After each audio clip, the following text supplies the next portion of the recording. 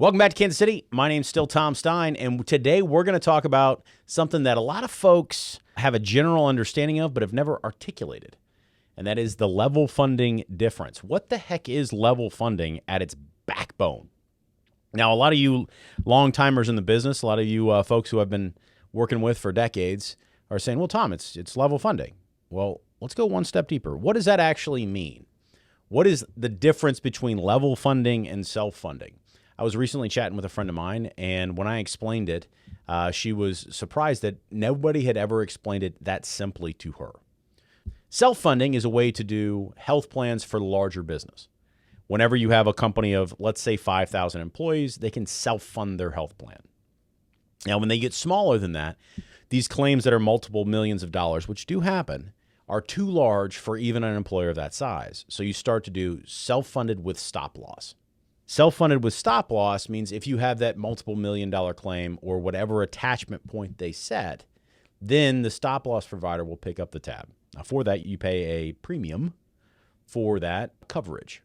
Now, that goes down to, let's say, groups of 100. Now, what about groups that are under 100, Tom? I thought you guys worked with companies that were 5 to 100 or on average about 25 employees. What about them? What's the difference? Well, that's called level funding. And level funding takes the structure of self-funding with stop loss and adds a couple of widgets. The primary of which is accommodation. Now, when you accommodate something, you are able to normalize their plan claims cost across every month.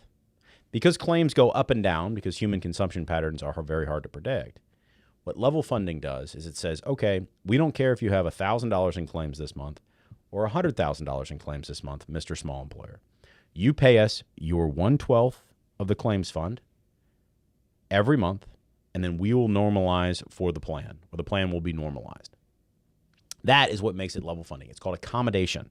It takes the maximum funded cost on self-funded with stop loss, and then says, we're going to pay that every month, and then we're going to flatten it out. We're going to make it level.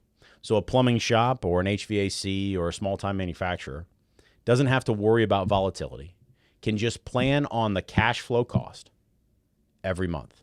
Now, at the end of the plan, these are still self-funded plans. So the money inside of the claims account is still the client's, unless they sign it away in some way where they forfeit their futures. That money is still the employer's. It's still the plan's money.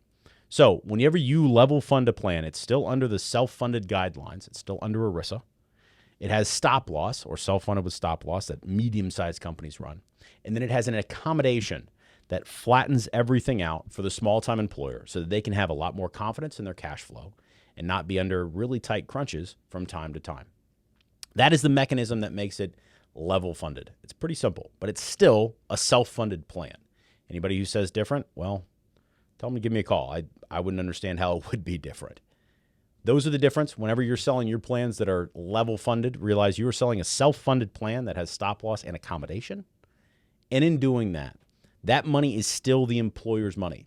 So when the claims come in, realize that when the adjudication process is being done, the administrator is administrating the plan owner's money.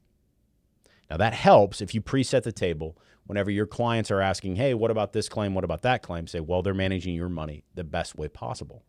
Because if those claims are adjudicated properly, then the chances of refunds or the chances of surplus of claims dollars go up. Now, with those planned surpluses, there's some beautiful, beautiful things that the business owner can do for their employees multiple years in the future. There's some really cool things that the brokers can help the business owners do by deepening relationships, adding additional benefits. And more brokers are doing it that way because they're adding more lines to the table, which protects their relationship and serves the client more deeply. There's no bones about it. That is the major trade-off with level funding versus fully insured, is that it's more work, but at the same token, you get more depth and more opportunity to serve your client. And just remember, if you're not serving them, somebody else will. I hope that helps explain the differences between self-funding with stop loss, and level funding. And when you're out there as a broker, get out there, help somebody, and help them understand the benefits of making it or keeping it their money so that they can keep their employees and their business in the best shape possible. Go help somebody. We'll see you.